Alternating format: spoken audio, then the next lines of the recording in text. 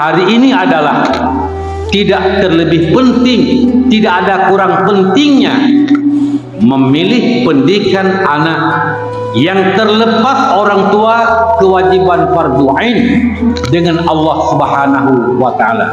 A'zamu zambin yahmiluhul abdu yaumal qiyamah tajhilu ahli.